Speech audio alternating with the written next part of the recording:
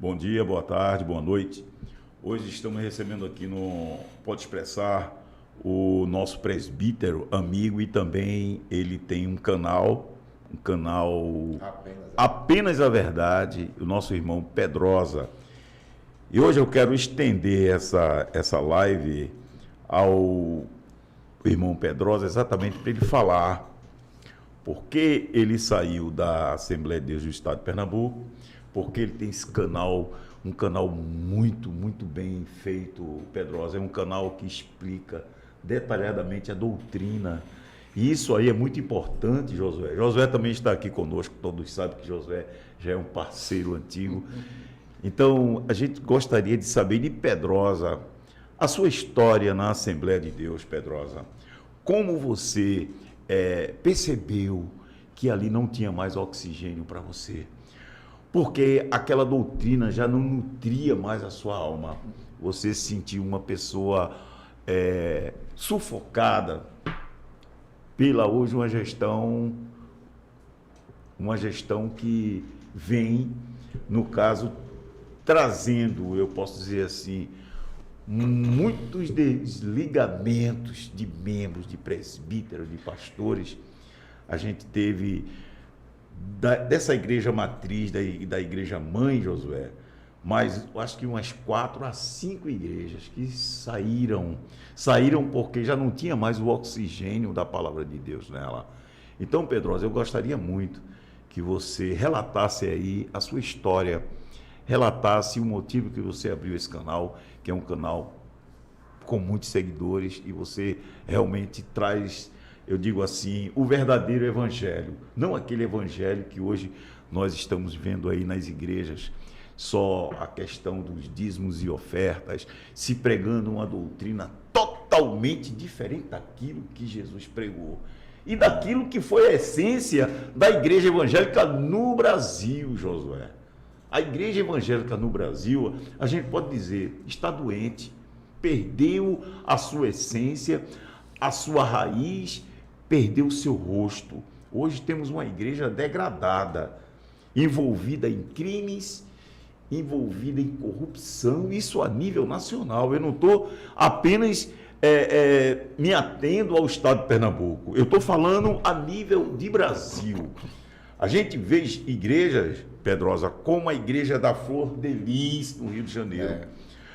Como a gente vê aquela estrutura, aquela situação vexatória, caótica e pecaminosa, a promiscuidade no seio da igreja, uma coisa horrível, que você lê o livro que relata isso, Josué, de você dizer, poxa, tudo isso dentro da igreja, que evangelho é esse? E ela estava fazendo sucesso, entendeu? Então, Pedrosa, eu gostaria que você se apresentasse, falasse aí do seu canal, da sua história na Assembleia de Deus, tá certo? Porque a gente sabe que você foi presbítero lá, então você tem uma vida, certo? Junto à instituição e uma vida também pós-instituição. Dá uma palavrinha aí, Pedrosa. Bom, a princípio eu gostaria de saudar a todos com a graça e a paz do Senhor Jesus, né? Agradecer aqui esta oportunidade de estar neste canal para debatermos um pouco sobre essa situação que se encontra a Igreja Evangélica Assembleia de Deus no Brasil e no mundo. Não é isso, Josué? Eu vinha conversando com o Josué sobre esses pormenores da Assembleia de Deus.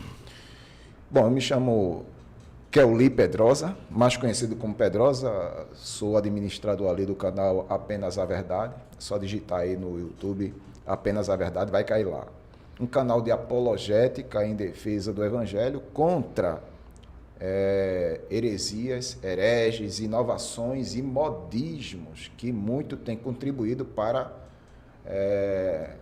o aparecimento dessas seitas, dessas instituições que não pregam o verdadeiro Evangelho. Passei 30 anos na Assembleia de Deus, 16 deles como presbítero, e eu tinha até falado para Josué aqui que a minha trajetória na Assembleia de Deus foi uma trajetória, a princípio, quando eu estava no sistema, eu me via cercado de oportunidades. Eu falei para Josué que eu já tive oportunidades de ter a semana todinha escalado para eventos da instituição, tá certo?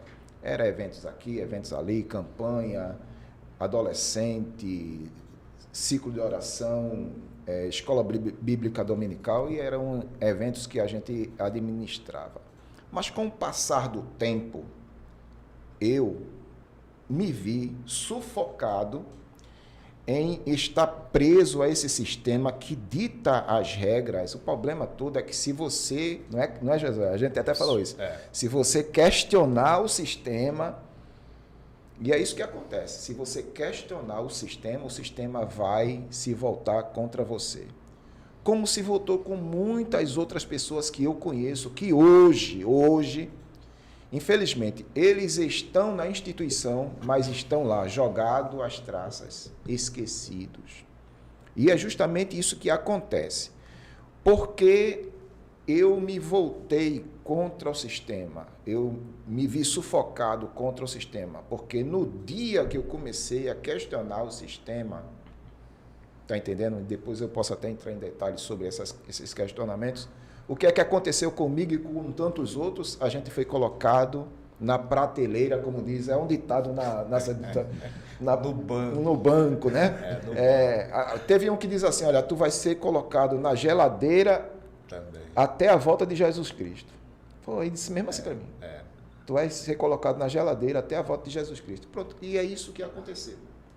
Então, a gente na Assembleia de Deus, nós temos uma história, tá certo? Eu fui criado na Assembleia de Deus, minha família também da Assembleia de Deus, e o problema todo que eu vejo dentro da Assembleia de Deus é esse sistema, viu? Esse sistema que é opressor, o sistema da Assembleia de Deus não permite que o obreiro questione, não é isso, doutor? Verdade. Não permite com que o obreiro questione. Então, eu comecei a questionar o sistema, me fui colocado na geladeira eterna, esquecido, tá entendendo? E...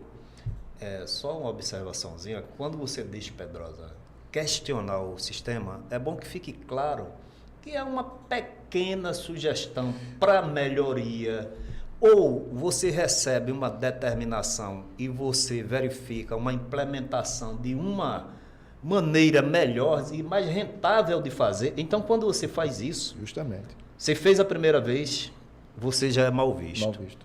Fez a segunda, aí não tem chance. É bom que esclareça isso, porque quando você diz questionar, possa ser que as pessoas que estejam do outro lado pensem que é você querer mudar radicalmente, não obedecer. Não se trata disso. E ele não é o primeiro, como a gente diz, e nem tampouco será o derradeiro. Será o último, Ainda tocando nesse assunto do questionamento, os meus questionamentos eram mais na questão das injustiças que nós, obreiros, porque tem o obreiro da primeira categoria, o da segunda categoria e o da terceira categoria. O da primeira categoria, eu falei para você, é aquele círculo pequeno, é aquele círculo fechado, é o da primeira categoria. São os altos salários. É o alto escalão, é o alto escalão. E eu diria, aproveitando, nesse círculo que você chamou da primeira categoria, existe uma cúpula mais fechada ainda. Uma cúpula totalmente fechada que é restrita à família da gestão. Da gestão. Dali ninguém passa. Todos estão abaixo e muito abaixo. Numa audiência pública, uma testemunha, a irmã Gemima, compromissada na forma da lei, para dizer a verdade, ela disse o seguinte: o pastor só confia em seus parentes. Ela disse isso. Exatamente. Só confia em seus parentes. Então, ele demonstrou isso, ele só confia em seus parentes. Então, a gente está diante de uma administração, a gente não tem nada contra a nossa igreja. Eu, pelo menos, sou membro desde 1975, veja quantos anos. E eu digo, eu não tenho nada contra a entidade a qual faço parte. No entanto, eu tenho muitas coisas contra a administração. Está entendendo? Então, essa sua resignação, Pedrosa, foi feita também pelo irmão que se levantou diante de uma reunião de presbítero e ele disse, pastor, o senhor vai colocar o seu filho como vice-presidente? Isso está errado, pastor. Simplesmente esse cara, como você disse, foi colocado na geladeira e foi excluído da igreja. Então, não se admite ninguém criticar ou levantar a voz. Eu me lembro quando foi votado o Estatuto da Igreja, que fizeram aquela campanha, todo mundo lá botar o dedo, todo mundo assinar. Aquilo ali, quando teve uma irmã, a irmã Flora Lúcia, ela era advogada, certo? É minha amiga. E Flora, quando se levantou, questionou, para que isso? Questionou uma pergunta simples. Meu amigo, quase que essa irmã apanhava. Vieram os cães que ficam ao lado dele, peitar a irmã segurou ali, porque ela não tem medo, mas ela quase apanhou. Para você ver a administração, como esse pessoal conduz algo que deveria ser simples, como sempre foi. A igreja, a Assembleia de Deus, tem mais de 100 anos. Apenas essa administração faz esse tipo de coisa. As anteriores se conduziam como uma igreja simples, como uma igreja pentecostal, certo? Aquela simplicidade. Hoje não. Hoje a igreja cresceu tanto, ficou tão poderosa que ficou, como eu posso dizer, um sábio uma vez diz, cresceu que ficou com a cabeça tão grande e sem força nos pés. Aí não anda, a cabeça não deixa. Então, é isso que a gente está vendo hoje, Pedrosa. E você é um exemplo vivo disso. Ainda bem que você descobriu que não tinha mais oxigênio da doutrina lá para você e você saiu. Mas continua aí no seu relato, Pedrosa. Estava insuportável. Aí, como eu ia falando, tem o círculo fechado, tem o círculo ao redor, que são aquelas pessoas... eu posso dizer assim, o círculo fechado é a gestão, familiares, o círculo ao redor é todo aquele aparato de pessoas que sobrevivem do sistema, e o círculo é o terceiro círculo, que é toda a classe de obreiros que estão subordinados a esse sistema. E outra, tanto eu como o presbítero José e outros obreiros também, você tem que obedecer sem questionar, tá certo? Os meus questionamentos foram justamente por causa das injustiças que essa categoria sofre e, se a coisa não mudar, vai continuar sofrendo, tá certo? Eu encontro pessoas hoje depressivas, obreiros hoje depressivos por causa dessas injustiças, obreiros que já partiram por causa de depressão. Eu conheço vários que já partiram por causa de depressão, porque nunca foram ouvidos. E que sistema é esse que você não pode opinar em trazer alguma melhoria, em mudar até certos aspectos? Eu queria até falar para os ouvintes aí do Pode Expressar. E também no seu canal, que isso vai para o seu canal também. Isso, eu vou publicar lá. Que nós aqui, a nossa apologética, e a apologética é a defesa de... Isso, a apologética defende alguma coisa. Uma tese, um pressuposto, nós defendemos a causa do Evangelho. Eu vinha conversando com o Josué sobre esse assunto. Antes que você venha com o seu mimimi para cima da gente aqui, não pode tocar, não pode falar, não toqueis, não julgueis. Porque tem gente que usa o capítulo 7 de Mateus errado. Jesus lá diz assim, versículo 1, não julgueis para não serdes julgados. Versículo 2, porque com a mesma medida que você julga, você será julgado também. Versículo 3, porque você repara o argueiro no olho do seu próximo e não vê a trave no seu. Eu estou só simplificando para você entender. Jesus está falando assim ali sobre o julgamento por aparência. É proibido. Você não pode julgar por aparência. Mas já em João, no capítulo 7 de João, versículo 24, Jesus diz assim: não julgue por aparência, que é o capítulo 7 de Mateus, não julgue por aparência, mas julgue segundo a reta justiça. Está aqui a reta justiça. A reta justiça, Jesus estava querendo dizer ali sobre a reta justiça, é todos os oráculos que Deus deixou para que o homem andasse, conduta, comportamento e caráter. Então, a reta justiça que Cristo falou ali é todo o ensinamento de Deus para a vida do homem. E quando os apóstolos tiveram esta oportunidade de ensinar o que Jesus ensinou, ensinaram a reta justiça. Então, não venha querer criticar esse trabalho aqui, dizendo que nós estamos julgando A, julgando B, julgando... Estamos julgando segundo a reta justiça. E a reta justiça vem justamente para combater isso. Desvios de conduta, desvios de finalidade, não é isso? Que você sempre está trazendo aqui. Desvios de conduta, desvios de finalidade, desvios de princípios. Eu falei com você sobre Gálatas 2, não é isso?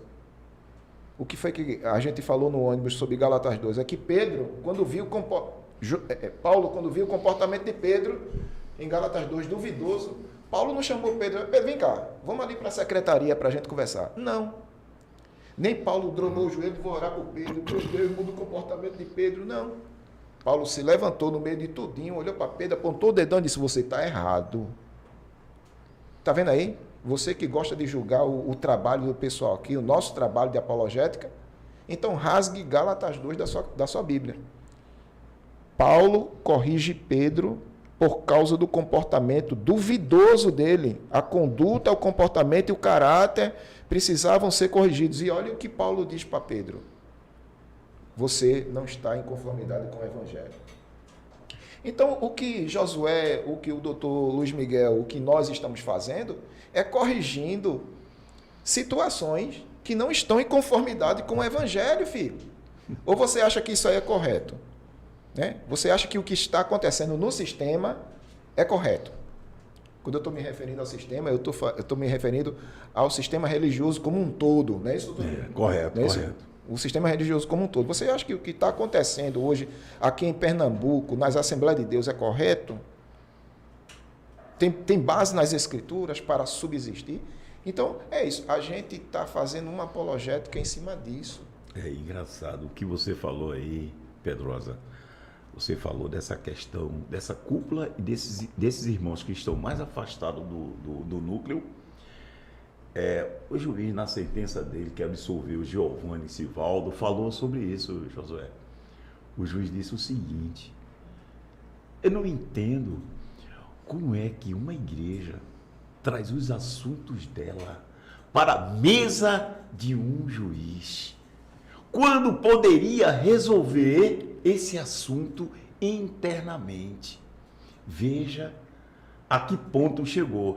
Esses que não aceitam essa imposição, esse sistema religioso, eles são excluídos e perseguidos, não só excluídos. Então, o juiz se achou: eu estou aqui no meu trabalho, acostumado a fazer julgamento de casos sérios, de latrocínio, de homicídio, não, que ele não é do tribunal de júri, de roubo, de tráfico de drogas, e me vem um caso atípico. Foi essa palavra que ele usou. Um caso atípico. Eu não vejo aqui crime, foi o que o juiz disse. Um assunto que poderia ser resolvido no âmbito da igreja, administrativamente, se chega às barras da justiça, levada por quem? Pelo seu dirigente maior. E prova disso que ele utiliza o nome da igreja. O pior é isso. Ele utiliza o nome da igreja. Ele se confunde com a igreja, não é? Ele vai passar, a igreja vai continuar. A pessoa jurídica vai continuar. Ele, como ser humano, eu, você, Pedrosa, a gente vai passar também. A igreja vai continuar. Ele não, ele confunde, ele sendo a própria igreja. E ele demonstra isso nos atos dele. Quando se critica ele, criticou a igreja, eu sou o anjo, não posso sofrer críticas. Veja a que ponto um juiz de direito dá uma lição dessa, que você sabe que a lição que o doutor Aubry deu nessa sentença, meu amigo, olha, é da pessoa olhar assim, poxa, esse homem, ele não tem conhecimento bíblico. E ele trouxe frases bíblicas, exatamente para dar suporte à decisão dele. Citou Eclesiastes, vaidade, tudo é vaidade. Ele disse, Pedrosa, o juiz, que o pastor presidente se postou com autoridade, com superioridade a todos que estavam ali. Veja, não foi eu nem Josué que disse isso, foi um juiz de direito. Ele se portou com superioridade, autoritarismo, e ele chegou a ser arrogante e soberbo. Ele disse para o juiz, Excelência, Jesus teve 12, eu tenho 1,5 milhão. Quer dizer que a igreja é dele. Ele é o dono da igreja. É por isso que eu digo, Josué, a igreja hoje é uma seita dele. Ele impôs a doutrina dele. E aí daquele que criticar. Pior ainda, Josué, todos esses gastos não saem do bolso dele não, meu amigo. Até custas processuais. Quem paga é a igreja. Ele move, quem paga é a igreja. É lastimável isso. Será que a membresia vai dar suporte a esses absurdos? Até quando? Os presbíteros, os diáconos saindo e dizendo, poxa, como é que esse homem vai ficar? Esse homem é soberano. Tu está entendendo? Eu fiz a sustentação oral na defesa do pessoal. A fala foi minha, eu posso expor. Está entendendo? E disse aos desembargadores presentes quem era ele. Como ele agia. Se ele se comporta assim diante de uma autoridade, diante de um magistrado, imagina diante os seus seguidores e liderados. Imagina. E pior, não são nem seguidores, são devotos. Virou uma devoção. Virou, o pessoal fica com ódio de Josué. Teve um que Josué levou uma queda lá no protesto. Rapaz, deram glória a Deus. Glória a Deus. Porque Josué caiu. Poxa. A bicicleta bateu em mim. Será que esse pessoal, todos, não estão percebendo que estão seguindo uma seita? Rapaz, olha, é tão patente, tão assim, patente, que você fica assim, poxa, será que todo mundo tá cego? É como aquela questão que sempre eu bato, a do rei, se eu não me engano, Luís XV, que ele e o pessoal idealizaram que ele tinha uma roupa, ele estava nu, mas eu pensei, que roupa linda, rei, minha roupa, estava nu. Aí o menino chegou e disse, o rei está nu. É isso, será que o pessoal não está vendo? Estão alimentando o ego, estão alimentando a áurea dele, estão endeusando. Estão criando o quê? Estão criando um totem, estão criando um bezerro de ouro e estão adorando esse bezerro de ouro. A verdade é essa, Pedrosa, que você bate isso no seu canal direto. O negócio é que às vezes tem pessoas, às vezes não, na grande maioria são pessoas que perderam o senso da realidade. A realidade é uma, mas essas pessoas sofreram uma lavagem cerebral tão grande que para elas a realidade é outra. Por mais que você tente explicar para essas pessoas, a realidade é essa aqui, filho. É essa a realidade. Mas na mente dessas pessoas que estão com a mente cauterizada, eu acho que dominada até, você desenha, a gente está desenhando com provas, evidências e fatos, está aqui na tua frente. Não, eles negam a realidade. Negam a realidade. Pessoas com mente cauterizada negam a realidade. E um professor de filosofia uma vez disse para mim, Pedrosa, não adianta você tentar explicar algo a alguém que está destinado a não entender. Tem gente que parece que... É muito duro isso. É muito duro. É muito duro. Você traz... Os meninos trazem as provas.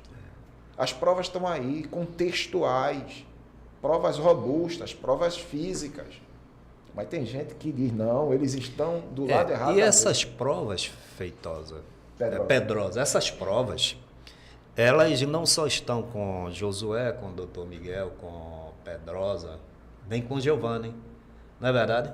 Está mais do que patente em cada pessoa que saiu dessa igreja. Então tem duas, você falou de 3 círculos, e eu queria falar de 2 grupos, pode ter mais, mas eu queria falar de 2 grupos.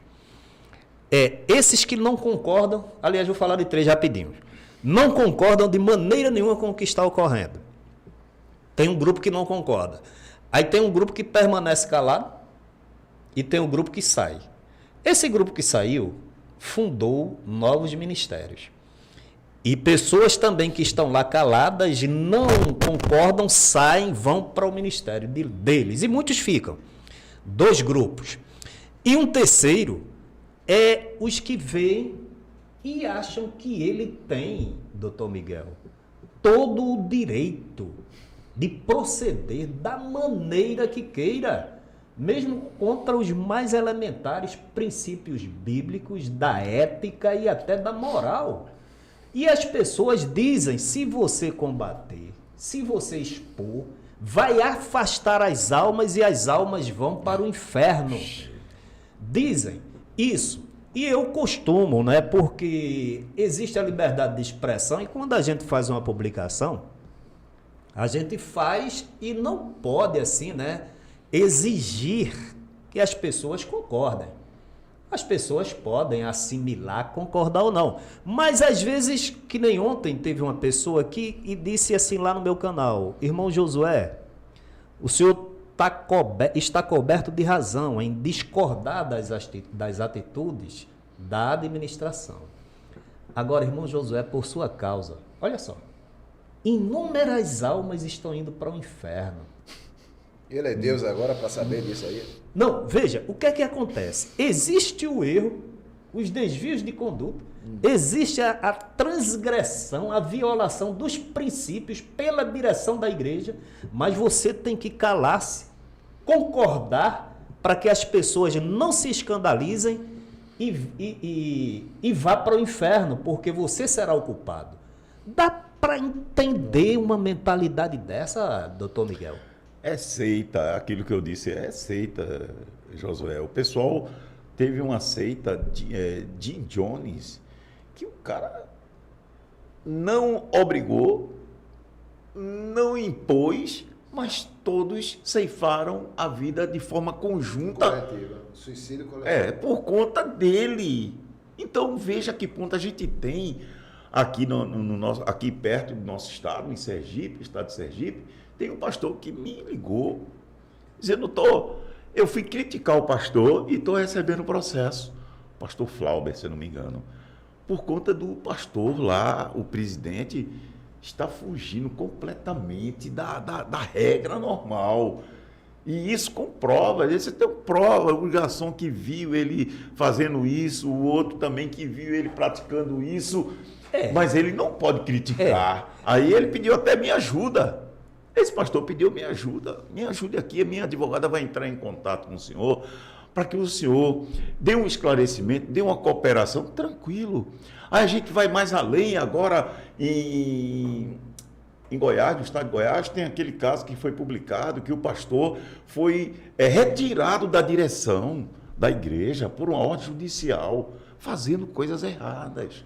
E diga-se de passagem. É Planaltina, se eu não me engano, né? Taguatinga é o nomezinho assim. E diga-se de passagem, eu vim analisando, doutor Miguel, a justificativa para afastá-lo da direção da igreja, veja, não chega a 1%, do que ensejaria o afastamento aqui de quem quer que fosse. Tá entendendo? Aí as pessoas, muita gente desavisada diz, Deus já era para ter, se houvesse isso, Deus já teria agido, né? E por que Deus não toma providência? Deus está muitíssimamente além disso aí. Cabe a cada um de nós defender aquilo que acreditamos, aquilo que pregamos, porque o Evangelho, Deus entregou para ser anunciado na forma correta. Não vem anjo, não vem exército armado, vem você. E a partir do momento que você, meu irmão, minha irmã, não é? concorda e se omite com essa maneira devassa de se viver o evangelho, essa sua missão é a responsável pelo encaminhamento de pessoas para o inferno, porque diante de Deus, aí sim, a omissão de vocês, porque diante de Deus, Deus não transfere a culpa. Como é que a gestão erra e a gente seguindo os mais elementares conselhos bíblicos de fidelidade, né? A doutrina apostólica, os ensinamentos de Jesus, a gente condena as atitudes e a gente é quem está afastando as pessoas para o inferno? O Estatuto da Igreja, Josué, fala claramente sobre isso. Não é? O Estatuto da Igreja, se ele fosse aplicado à direção, já tinha caído todo mundo. Toda a cúpula. O problema é que esse estatuto é letra morta.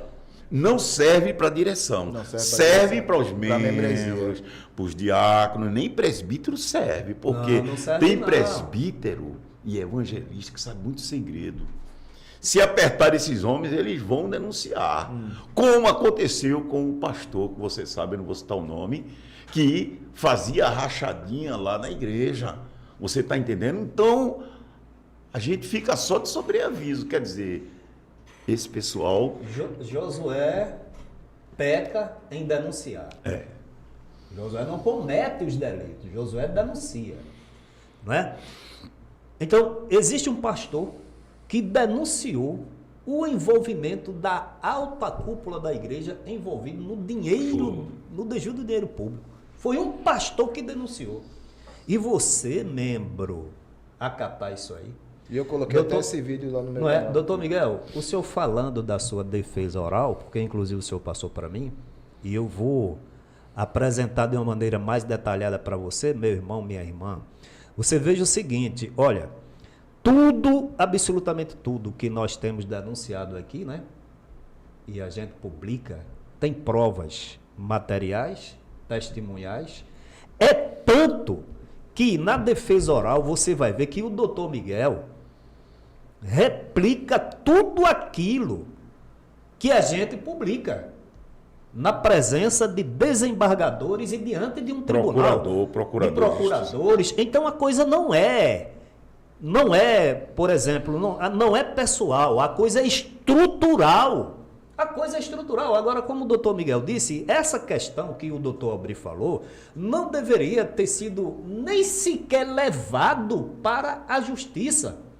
Deveria sim, se os membros, primeiramente, tivessem compromisso com o que pregue com a palavra de Deus, os pastores auxiliares, o ministério tivesse compromisso, doutor Miguel, com a palavra e com o evangelho, resolveria a coisa assim, porque eu duvido fazer isso na igreja batista, o pastor, o dirigente fazer o que quer, na presbiteriana, na congregacional, na episcopal, porque lá tem um código de ética traçado pelo estatuto e a própria palavra de Deus. O dirigente não pode fazer o que quer. E na Assembleia de Deus, uma igreja que antes era modelo e hoje ser motivo de escárnio. Eu estava conversando com o Josué, que a Assembleia de Deus, infelizmente, perdeu as suas características de igreja. Não foi, Josué? Perdeu totalmente suas características de igreja. Eu tenho um vídeo lá no canal onde eu faço a seguinte pergunta: a Assembleia de Deus virou uma seita? Ela virou uma seita? Meu Deus do céu, por quê? Porque nem os próprios membros da Assembleia de Deus se entendem por conta de vários escândalos que estão lá. E outra, eu ia até falar isso na sua fala. E esses escândalos têm que ficar debaixo do tapete. Mas se você reprovar o advento da internet, a coisa veio à tona, né? Pronto. O advento do que estava acontecendo aqui em Pernambuco veio à tona por causa da internet. A internet ajudou e muito a divulgar o que estava acontecendo aqui. Porque antigamente... Era parabólica. O jornalzinho que o pessoal jogava na igreja, a parabólica contava tudo. E ninguém lia porque dizia que era o demônio que estava se levantando contra a igreja. Aí o que é que eu estou usando esse advento da internet para mostrar uma coisa aqui. Porque antigamente você só ouvia falar de pecados da membresia e não da alta cúpula. Mas com o advento da internet, parece que explodiu o que estava por dentro da alta cúpula. Que a membresia achava que eram os intocáveis. Isso todo o Brasil. De norte a sul do Brasil, pipocando aí. Isso, pipocando em todo mundo. Aí, quando você abre a internet, escândalo na Assembleia de Deus, falando de tal. E quando você vai ver o escândalo, é o pastor presidente. Que não deveria ser. É sério. O escândalo na Assembleia de Deus de fulano de tal, estado tal. Quando você vai ver, é um membro lá. Não, é o pastor presidente. Olha, hoje com o celular em mãos, você hoje tem uma arma. Pegaram o pastor Dionísio, lá, parece que é Tocantins, pegando nas nádegas de uma mulher. Tá vendo? Pegaram, fragaram, ele fragar, botaram na internet, assim, ele pegando. veja que coisa absurda. Aí pegaram o outro tomando uísque no restaurante, pegaram o outro numa situação de homossexual, pegaram tanta coisa que... Eu só queria resumir essa minha fala aqui sobre essa questão da Assembleia de Deus. Eu falo isso, mas falo lamentando essa situação, tá certo? Devemos expor, como eu falei aqui, se a gente olha para as Escrituras, muita gente foi exposta nas Escrituras por estar fazendo coisa errada, né? Você veja Davi estava com a vida pregressa, aí Natan chegou lá